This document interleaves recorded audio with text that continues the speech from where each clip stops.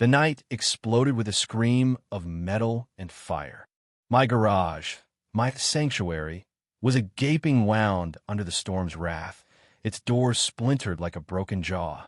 Rain lashed the concrete, pooling where my 1970 Cameromi iron song should have stood.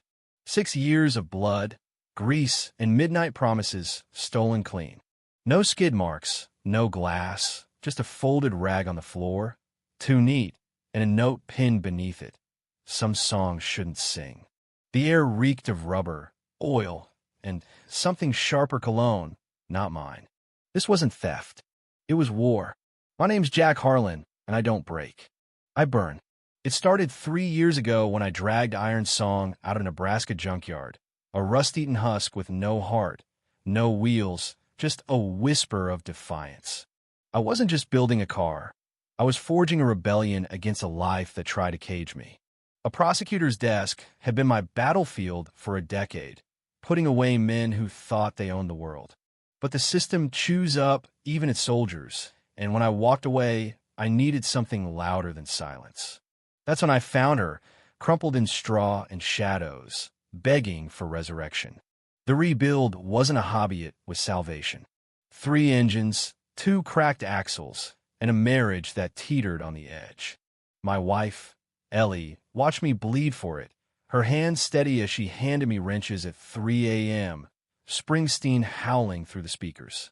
My knuckles scarred, stiff when the cold came, but every bolt I tightened was a middle finger to the world. Ellie's mom, Agnes, sat by the garage door, sipping chamomile, her eyes sharp as she untangled wires or polished chrome. "This car's your soul, Jack," she'd say. "Don't let it rust." When Iron Song roared to life, the ground shook. For 1,000 pounds of black steel and chrome, her exhaust snarling like a storm god. I backed her out that Saturday, engine growling, bird scattering.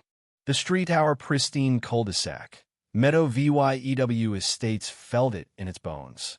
Neighbors peeked through blinds, but one stood bold on his porch.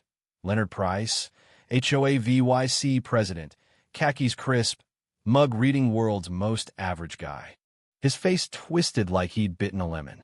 "Too loud," he mouthed, pointing to his ears. I flashed a grin, rev harder. Ellie, in her robe, raised her coffee mug. "If she flies, register her with the FAA," she teased. I laughed, named her Iron Song for a reason. She's my scream.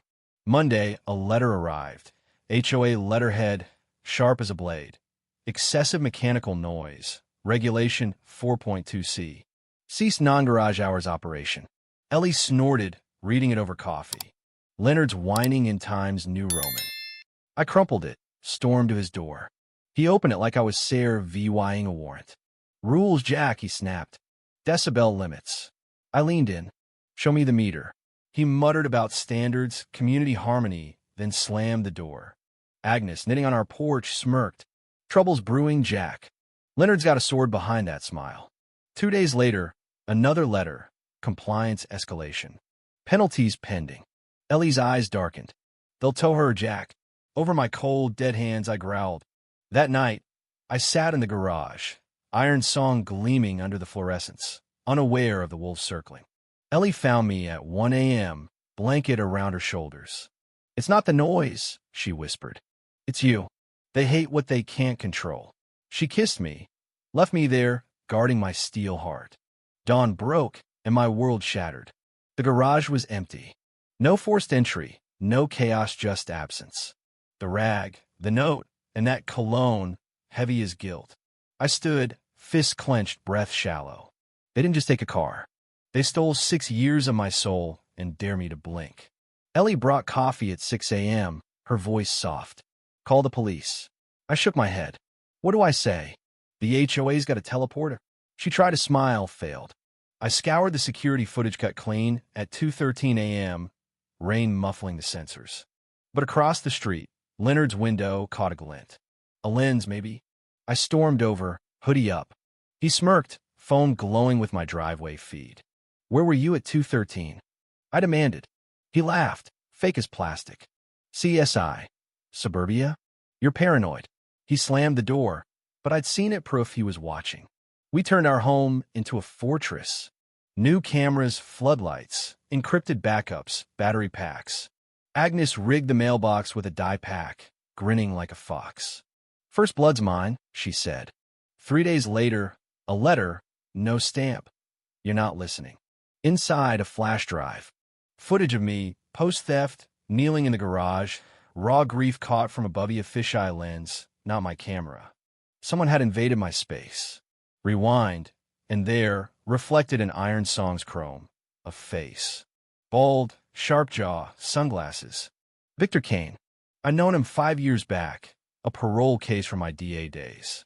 Armed robbery, charming smile, a man I'd called redeemable. I pushed for his release, believed his talk of change. Now he'd stolen my car, savored my pain, and left a calling card. The HOA meeting was Tuesday, a sterile wreck, center smelling of bleach. I went alone, shielding Ellie. Margaret Voss, HOA president, presided, her community first mug a mockery. Leonard loomed beside her, VYC chair. I stood during public comments. "Who entered my garage?" Margaret's smile was ice. "Property disputes aren't our concern." I pressed. "Leonard's got my feed." He squirmed. "And Victor Kane? Your hired muscle." Her grin cracked. Silence choked the room.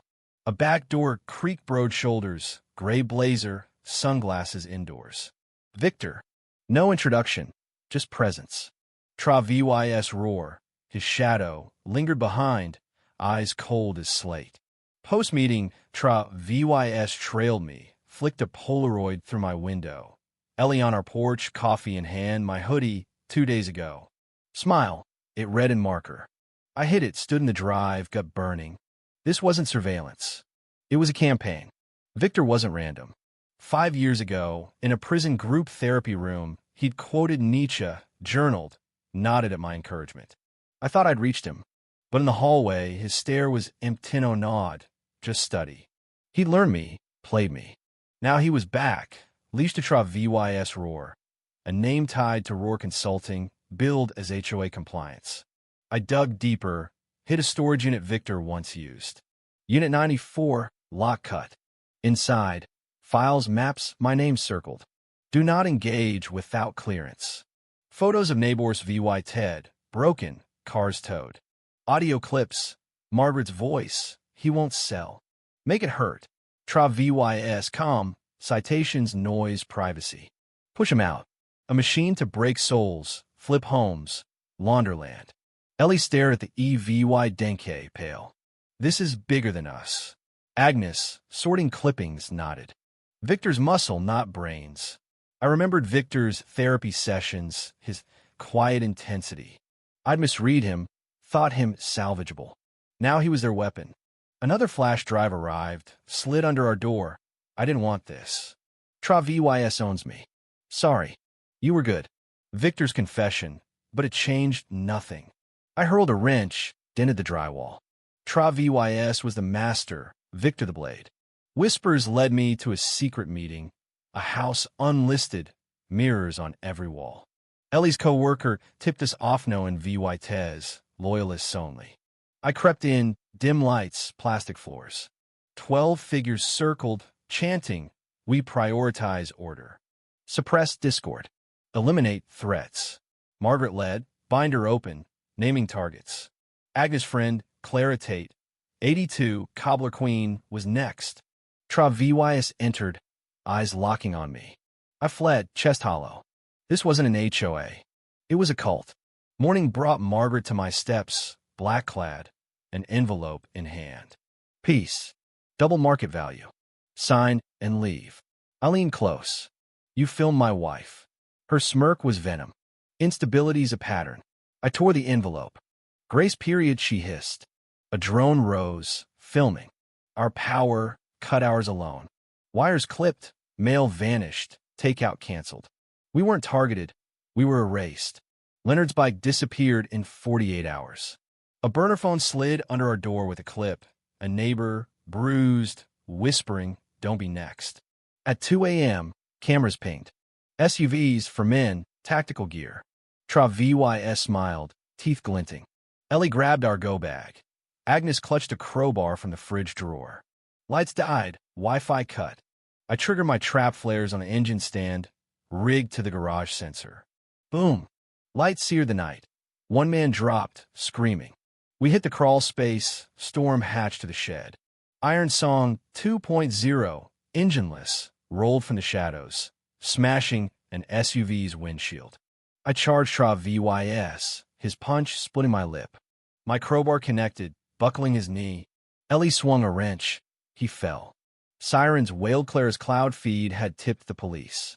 Trav VYS, cuffed, mouthed, changes nothing. The footage hit the news.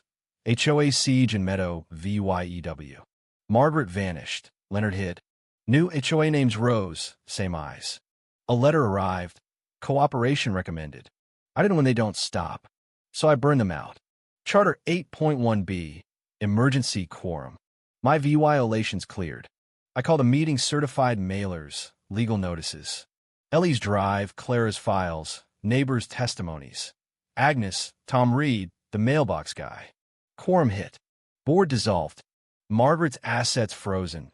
VYS firms gutted by my old DA injunctions. Leaks to Reddit. News outlets say HOAs tanked nationwide. Leonard waved, moved out, photo in hand. My garage stood empty, but Iron Song 2.0 grew a monument. We didn't bend. We sharpened.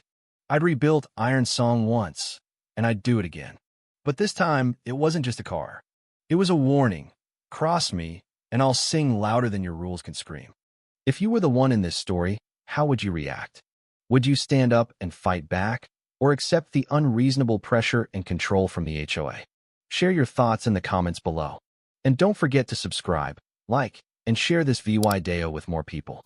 Your small action gives us the motivation to keep bringing you more intense and engaging stories.